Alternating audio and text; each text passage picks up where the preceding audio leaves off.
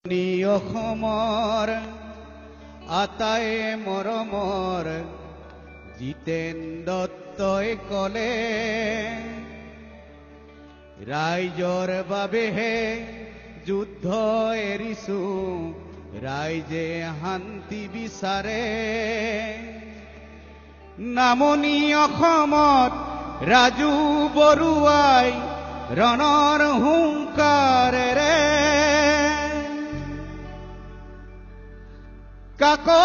পথাৰত জ্যেষ্ঠ মামাই সকলোকে আশীৰ্বাদ দিয়ে মিঠিংগা দৈমাৰী শশধৰ চৌধুৰী প্ৰদীপ গগৈ আৰু জোন ভূঞা আদি কৰি সকলোৱে শান্তি বিচাৰে মৃণাল হাজৰিকা প্ৰবাল নেওগেও ৰাইজৰ মাজলৈ আহে শান্তিৰ আহ্বান কৰে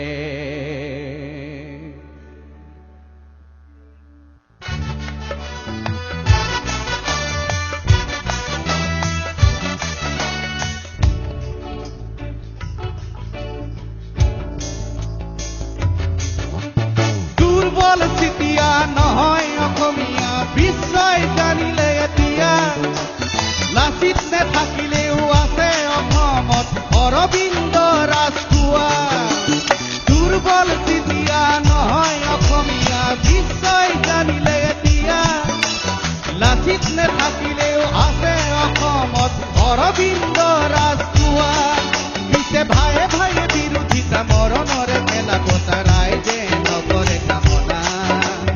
ৰাইজে নকৰে কামনা যতেই নাথাকা লাগে তুমিও কুশলে থকা ককাই পৰেশ বৰুৱা দুৰ্বল চিতিয়া নহয় অসমীয়া বিশ্বই জানিলে এতিয়া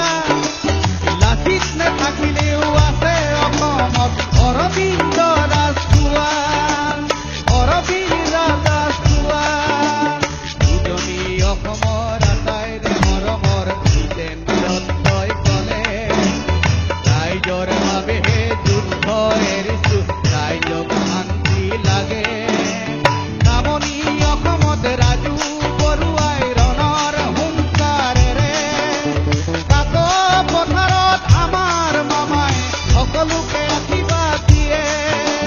মিঠিংগা দৈমাৰী শশধৰ চৌধুৰী প্ৰদীপ গগৈ আৰু জোন ভূঞা আদি কৰি সকলোৱে শান্তি বিচাৰে